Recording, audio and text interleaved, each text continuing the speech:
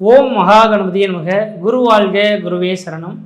ஆன்மீக அன்பர்கள் அனைவருக்கும் இனிய வணக்கங்கள். நம்ம இந்த வீடியோ மூலியமாக 2025ஆம் ஆண்டிற்கான மார்கழி மாத ராசி பலன்களை பார்க்க இருக்கிறோம்.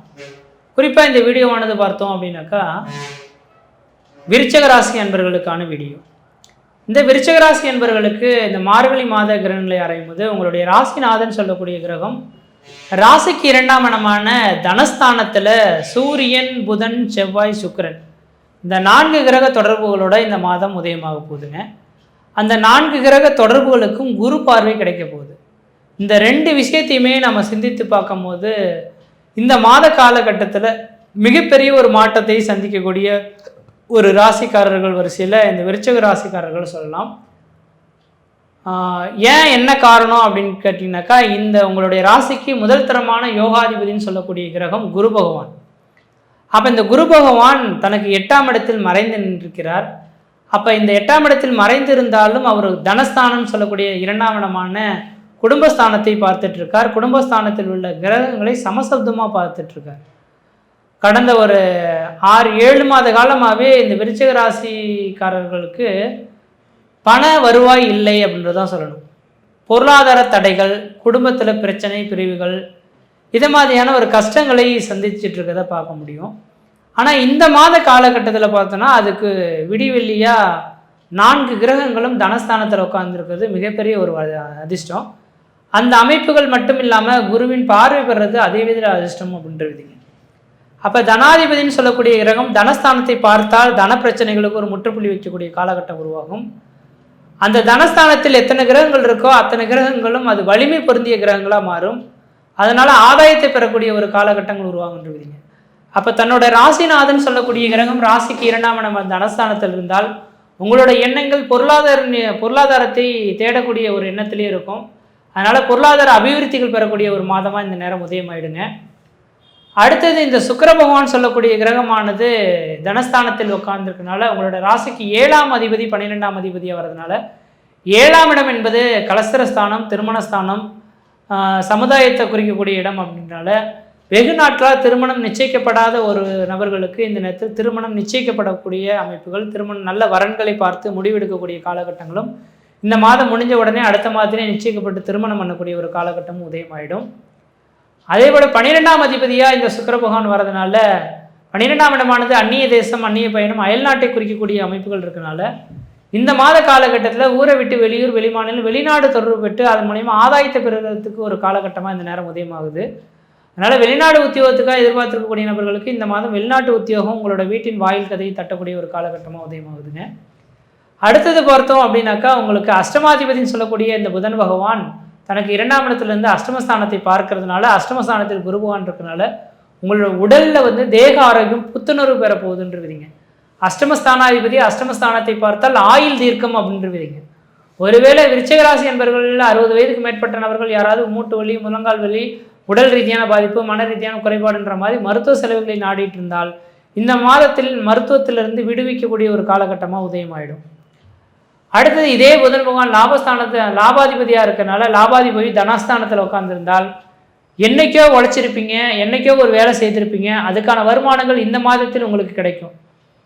அப்போ அதை வச்சு பழைய கடன்களை அடைக்கிறதுக்கான ஒரு காலகட்டம் உருவாகும். அப்போ லாபங்கள் பெருகக்கூடிய ஒரு மாதமாகவும் இந்த மாதம் உதயமாக போகிறத பார்க்க முடியுதுங்க. அடுத்ததாக பார்த்தோம் அப்படின்னாக்கா சூரிய பகவான் உங்கள் லக்னத்துக்கு உங்கள் ராசிக்கு 10ஆம் அதிபதி சூரிய பகவான், தொழில்ஸ்தானாதிபதி சூரிய பகவான்.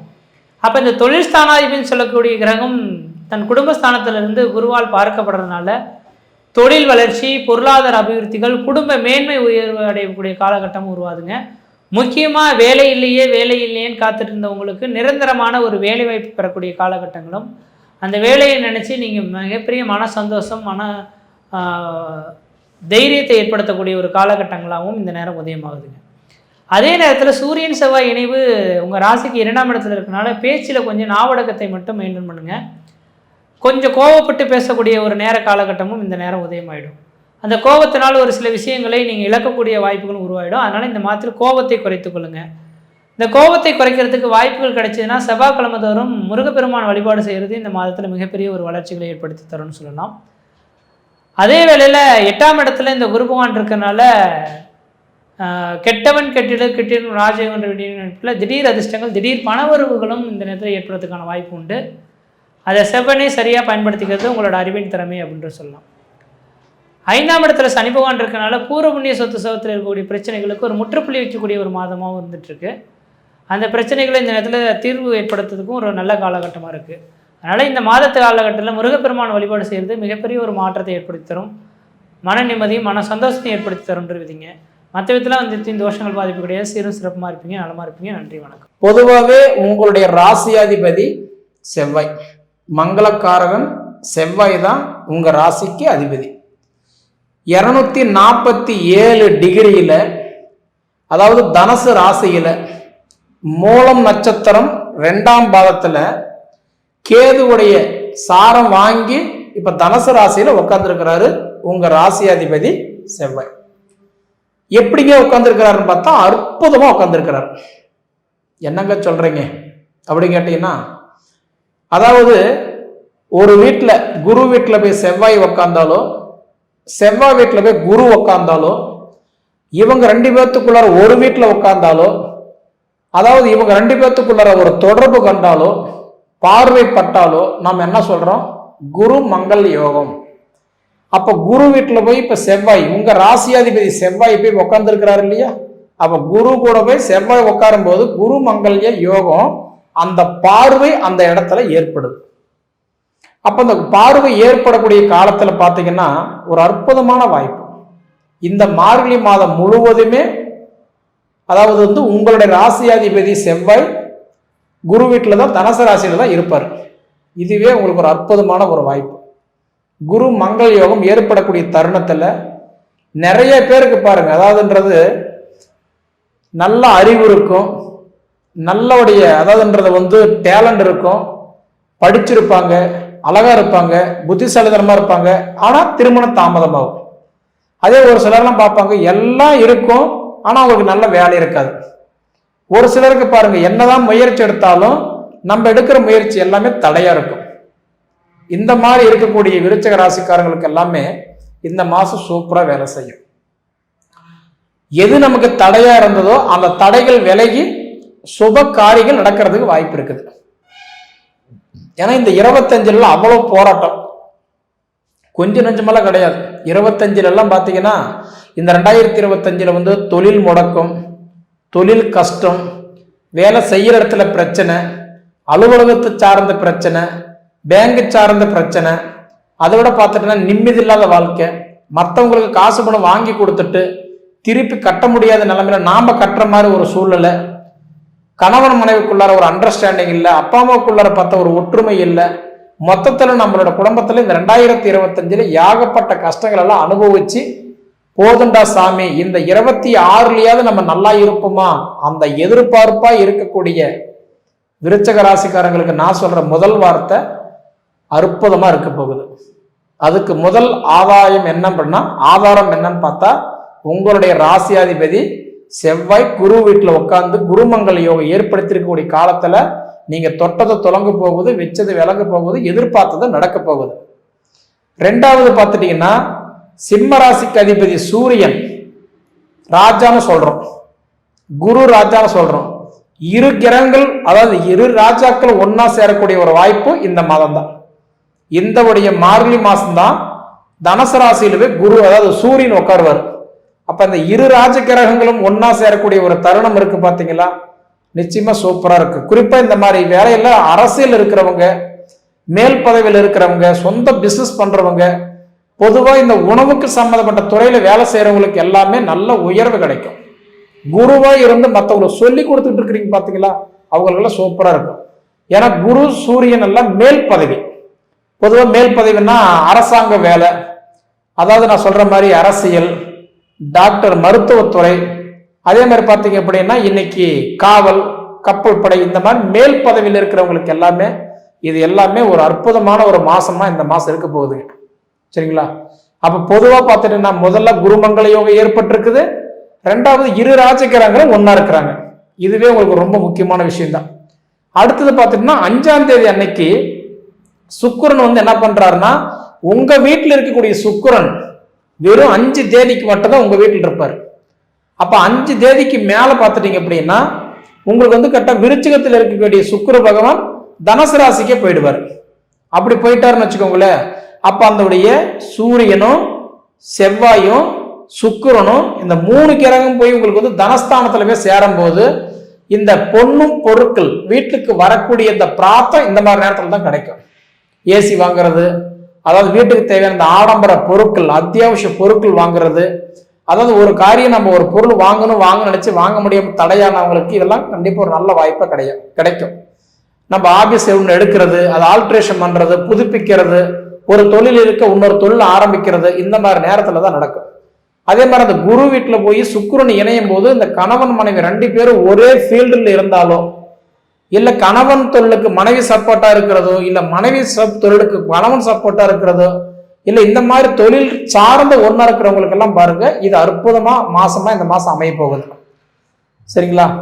இந்த மாதிரி காலகட்டத்தில் அடுத்தது பார்த்தீங்கன்னா 13ஆம் தேதி என்ன பண்றாரு அப்படின்னா, உங்க வீட்டில் இருக்கக்கூடிய புதன் அவரும் பாருங்க தனுசு ராசிக்கே போறாரு. 13 தேதி வரைக்கும் உங்க வீட்டில் இருப்பாரு. அப்ப அந்த 13 தேதி வரைக்கும் கல்வியில பெரும் மாற்றம், படிப்புக்கு உண்டான வேலை. ஏன்னா இதுக்கு முன்னாடி பாத்தீங்கன்னா ஆசைப்பட்டு ஒரு வேலைக்கு போயிருப்பீங்க, அந்த ஆசைப்பட்டு போன வேலை கிடைக்காம கிடைச்ச வேலையை தான் ஆசைப்பட்டு செய்துட்டு இருப்பீங்க. ஏன்னா குடும்ப கமிட்மெண்ட் ஒன்று இருக்கு இல்லைங்களா, வாடகை கட்டணும், இஎம்ஐ கட்டணும், பிள்ளைங்களை படிக்க வைக்கணும், வட்டி கட்டணும், மேல் அடுத்த கட்டத்துக்கு நம்ம சேஃப்டி பண்ணணும்ல. அதனால அந்த தேவைக்காக வேண்டி என்ன பண்ணுவோம் அப்படின்னா கொஞ்சம் ரிஸ்க் எடுத்து நம்ம உழைச்சிட்டு இருப்போம். குடும்பத்தை விட்டுட்டு அதாவது வெளிநாடு வெளி மாநிலம் போனவங்களுக்கெல்லாம் இது ஒரு அற்புதமான ஒரு வாய்ப்பா உங்களுக்கு அமைய போகுது. அப்படி அமையக்கூடிய தருணம் இந்த மாதம் உங்களுக்கு அருமையா இருக்கும். அப்ப இந்த 25ல பட்ட கஷ்டம் 26ல உங்களுக்கு படமாட்டேங்குது. ஏன்னா இந்த 25 26 ரெண்டுமே இணைக்கக்கூடிய மாதம் தான் இந்த மார்கழி மாசம். ஏன்னா இந்த மார்கழி மாசத்துல தான் பாருங்க 2 வருஷம் ஒன்னா வரும். ஏன்னா 2025 ஒரு பாதி நாட்கள் இருக்கும், 26ல பாதி நாட்கள் இருக்கும். இப்படி இருக்கும்போது என்ன ஆகுதுன்னா எண்ணம் போல் வாழ்க்கை அப்படின்ற மாதிரி நம்ம எண்ணத்துக்கு தகுந்த மாதிரி நமக்கு நல்ல சப்போர்ட் கொடுத்துருவாரு. சரிங்களா? அப்ப இதுல இருந்து நமக்கு என்ன தெரியுது, அதாவது செவ்வாய் 2ஆம் இடத்துல இருக்கிறது, சூரியன் 2ஆம் இடத்துல இருக்கிறது, அடுத்தது வந்து சுக்கிரன் 2ஆம் இடத்துல இருக்கிறது, அதுக்கப்புறம் புதன் 2ஆம் இடத்துல இருக்கிறது. இது எல்லாமே தனஸ்தானத்துல போய் 4 கிரகங்கள் அது ஒன்னா சேர்றதெல்லாம் பாத்தீங்க அப்படின்னா வீடுக்குள்ள காசு இருந்த காலம் போய் வீட்டுல 4 காசு இருக்குமோ அப்படின்னு இருக்கக்கூடிய விருச்சிக ராசிக்காரங்களுக்கு எல்லாம் நிச்சயமா இந்த மாதத்துல இருந்து உங்களுக்கு ஒரு நல்ல நேரம் ஸ்டார்ட் ஆயிடுச்சுன்னு நான் சொல்லுவேன். அப்ப இதுக்கு மேல பாத்தீங்கன்னா உங்களுக்கு நிச்சயமா தொட்டதை தொலங்கும், வெச்சதை விளங்கும், எதிர்பார்க்கறது நடக்கும். அதே 4ஆம் இடம் சுகஸ்தான ராகுவா இருக்கிறாரு. இந்த பூர்வீக சார்ந்ததெல்லாம் உங்களுக்கு தடையா இருந்தா கிடைக்கும். பூர்வீக சொத்து, பூர்வீக நகை, பூர்வீக உறவு, பூர்வீக பந்தம், இந்த மாதிரிலாம் உங்களுக்கு கிடைக்கிறது நிறைய சான்ஸ் இருக்குது. இப்படி எல்லாம் இருக்கக்கூடிய காலத்துல பார்த்தா சனி வந்து உங்களுக்கு 5ஆம் இடத்துல இருக்கிறார், பஞ்சம சனியா.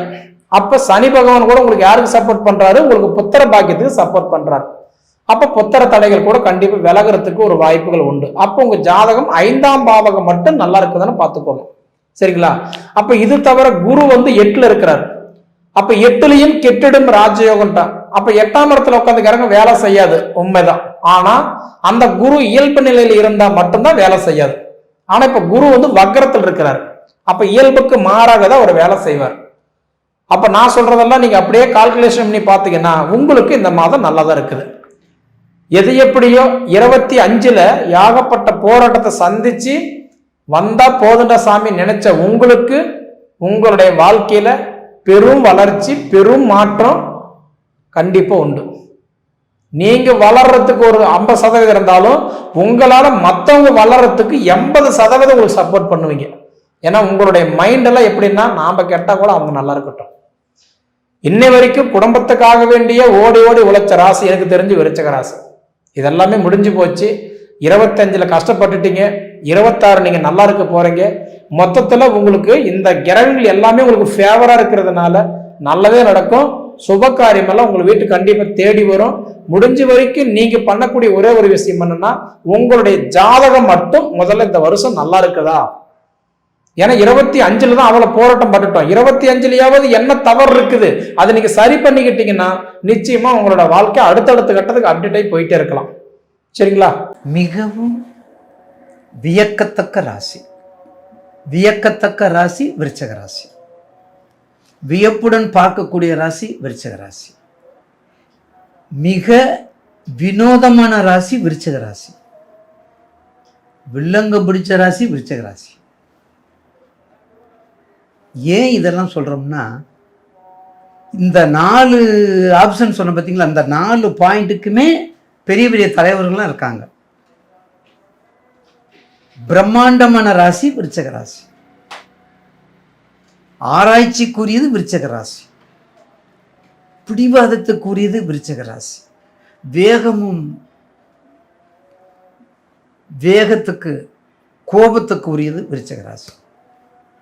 சொல்லாத கேட்காத ராசி விருச்சிக ராசி. நீங்க பாருங்க ஐயா, நீங்க என்ன அப்படியே சொன்னீங்கன்னு தான் சொல்லுவீங்க. ஒரு வார்த்தை கேட்க மாட்டேங்கிறான் என் பையன். எப்போ பார்த்தாலும் விருச்சிக ராசி தான், எப்போ பார்த்தாலும் 7.5 இருக்கும். ஏன்னா இந்த கடகம், விருச்சகம், மீனம், இந்த 3 அது இந்த மகரத்தையும் கொஞ்சம் சேர்த்துக்கங்க. இந்த மகரத்தையும் கொஞ்சம் சேர்த்துக்கிட்டிங்கன்னா இந்த 3-4 ராசிலுமே சந்திரனுக்கு உட்பட்டது, சந்திரனுடைய ஆண்மைக்கு உட்பட்டது. அதனால தான் அந்த மனசு திடப்படுத்தாது, மனசு என்னைக்கு வலுப்படாது, மனசு என்னைக்கு பலவீனமாக இருக்கக்கூடியது. கடகராசி நான் ஏற்கனவே சொன்னேன் பார்த்தீங்களா, ஒரு இடத்துல இருக்க மாட்டாங்க. விருச்சிக ராசி எப்போ பார்த்தாலும் வில்லங்கம் பிடிச்சி பேசிகிட்டே இருக்கும். மீன ராசி எப்போதும் ப்ரெஸ்டீஜ் பார்த்துக்கிட்டே இருக்கும். இந்த மகர ராசி பாருங்கள், எப்போதும் ஓணத்தில் பிறந்தா கோணத்தில் போவான். அது எங்கே? மகரம். அதனால தான் விருச்சிகத்துக்கு அவ்வளவு நல்ல பெயர்லாம் இருக்குது. ஆனால் நம்பிட்டா கழுத்தை அறுத்தாலும் ஒன்றும் செய்ய முடியாது. நம்பிட்டா உயிரை கொடுக்கக்கூடியது. ஆராய்ச்சி அறிவு, அடுத்து எந்த செயலை செய்யணும், அடுத்து எந்த செயலை செய்யணும், அடுத்த பயணம் எங்கே, அடுத்த சிறு பயணமா, பெரும் பயணமா, நெடுந்தூர பயணமா, அப்ராடா, இல்லை பக்கத்தில் போகிறோமா, கிராமமா, என்ன செய்யணுங்கிறத அடுத்து என்ன செய்யணுங்கிற ப்ராஜெக்டு. இந்த ப்ராஜெக்ட் ஒர்க்கு யார் தெரியுமா? எலிஜிபிலிட்டி விருச்சிகம் தான். ப்ராஜெக்டை வெற்றியை பார்ப்பாங்க. கண்டிப்பாக நீட் எழுதுறோம் பார்த்தீங்களா, நீட்டுக்கெல்லாம் பாருங்கள் பக்காவாக இருக்கும் விருச்சிகம். அதனால தான் டாக்டருக்கு அதில் நிறைய வர்றாங்க. சமீபத்தில் படித்தேன் தந்தியில், ஒரே வீட்டில் 3 பொம்பளை பிள்ளை, 3 பொம்பளை பிள்ளையும் ஐஏஎஸ், ஐஎஃப்எஸ், ஐபிஎஸ். 2 பேர் டாக்டர், ஒருத்தர் ஐபிஎஸ் ஃபைல் பண்ணி வச்சுருக்குறோம். ஏன்? உங்களுக்கு போய் சேரணும். அதே மாதிரி நீங்களும் வரணும். என் பேரம்பேத்தி இல்லை, உங்கள் பேரம்பேத்தி இல்லை, எல்லாரும் வரணும். எல்லா சமுதாயமும் சிறக்க இருக்கணும். நோயற்ற வாழ்வு இருக்கணும், குறைவற்ற சொல்லுமா இருக்கணும். விருச்சிக ராசிக்கு ஒரு முறையாவது ஆணாக இருந்தாலும் பெண்ணாக இருந்தாலும் வயிற்றுலேயோ கழுத்துலேயோ கத்தி வைக்காமல் இருக்க முடியாது. இது உறுதி. அப்படின்னா என்ன, ஐயா சொல்லிட்டாங்களேன்னு சொல்லி ஏனதானன்னு இருக்கக்கூடாது. மிக மிக மிக மிக மிக கவனமாக இருக்க வேண்டும். உங்கள் ராசிக்கு 8ல் குரு. கொடுக்கல் வாங்கல் கவனம், புதிய தொழில் கவனம், விபத்துக்கள் கவனம், விளக்க உரை கவனம். வாத்தியாராக இருக்கவங்க வாத்தியார் வேலையை மட்டும் பாருங்கள். வெளிநாட்டுக்கு 100% எலிஜிபிலிட்டி. நீர் சம்பந்தப்பட்ட எல்லா தொழிலும் எலிஜிபிலிட்டி. இதை விட என்ன வேணும்? ராசிநாதன் 2ல் சூரியன் செவ்வாய். உங்கள் ராசிக்கு 2ல், உங்கள் ராசிக்கு 5ல் பஞ்சமாதிபதி சனீஸ்வரர், உங்கள் ராசிக்கு 10ல் கேது, உங்கள் ராசிக்கு 10ல் கேது. கண்டிப்பாக ஒரு வாத்தியார், ஒரு எம்ஐ வாத்தியார், அந்த மாதிரி ஆராய்ச்சி அறிவாளர், வெளிநாடு கண்டிப்பாக போகணும். உங்கள் ராசி, உங்கள் ஜனஜாத்தை எடுத்துக்கணும் தயவுசெய்து. அடுத்து வரக்கூடிய 5 மாதம்தான். அந்த 5 மாதத்துக்கு அடுத்து நீங்கள் பெரிய சக்கரவர்த்தி யோகம் விருச்சிகத்துக்கு. கடகத்துக்கு குரு வர்றாருல, அப்போ வரும்போது உங்கள் 5ஆம் பார்வையை பார்க்குறாருல, அப்போ பார்க்கும்போது மிகப்பெரிய சலனத்தையும் சபலத்தையும் மீட்டெடுத்து ஒரு சக்கரவர்த்தி யோகத்தை கொடுப்பது விருச்சிகம். அனுசம், கேட்டை, விசாகம். அனுசம், கேட்டை, விசாகம். அப்போ 3 பேரும் முக்கியமானவங்க, சொல்லவே வேண்டாம், மிகப்பெரியவங்க. எப்படிப்பட்டவங்க? அனுசம் எம்பெருமான் குருநாதர் சனீஸ்வரர், விசாகம் அவரும் குரு தான், கேட்டை அதுவும் குரு தான், அதுவும் குரு தான். கண்ட்ரோலே பண்ண முடியாதுங்க. இந்த 3 நட்சத்திரத்துக்காரங்களையும் கண்ட்ரோலே பண்ண முடியாது. அதில் இந்த கேட்டைக்கு தான் ஃபஸ்ட்டு ரேங்க், கேட்டைக்கு ஃபஸ்ட் ரேங்க், அனுசத்துக்கு செகண்ட் ரேங்க், விசாகத்துக்கு தேர்ட் ரேங்க். கேட்டை வந்து தில்ல அப்படியே நிற்கும், அனுசம் வந்து ஆசிலேஷன்லேயே நிற்கும், விசாகம் கொஞ்சம் அட்ஜஸ்டடாக இருக்கும். இதுதான் விருச்சக ராசியினுடைய சூட்சமம். மேற்கண்ட தொழிலை நல்லா பண்ணுங்க. குறிப்பாக வழிபாடு, செவ்வாய் அதிகாரி, செவ்வாய் சந்திரன் நீச்சம். அப்போ இங்கே சந்திரன் நீச்சம், இங்கே 7க்குரியவன் சுக்கிரன். அப்போ ஆணுடைய ஜாதகத்தில் திருமணம் நடக்கவில்லை என்றால் நேயர்கள் கவனமாக கேட்டுக்கொள்ளுங்க. ஆண் ஜாதகத்தில் இப்போ லக்னம் ராசி விருச்சகம், 7க்குரியவிடம் ரோகிணி. அப்போ ரோகிணிங்கிற யார் நட்சத்திரம்? அம்பாள் நட்சத்திரம். சந்திரனுக்குரியது ரோகிணி. அடுத்து மிருகசீடம் செவ்வாய்க்குரியது.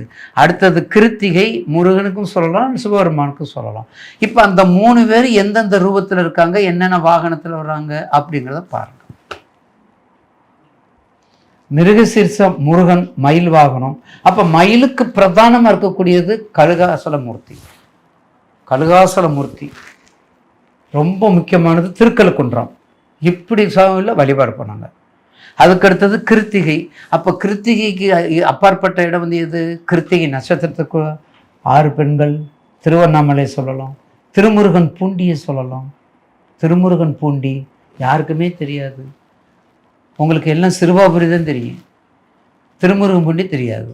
அற்புதமான கோவில், அந்த வழிபாடு பண்ணுங்க. இப்படிலாம் பண்ணி வரும்போது நிச்சயமாக விருச்சகம் முதல் 5 மாதத்துக்கு, அடுத்த 6 மாதத்துக்கு சக்கரவர்த்தி யோகம் உண்டு. இந்த மார்கழி அதுக்கு ஒரு அடையாளமாக திகழும்.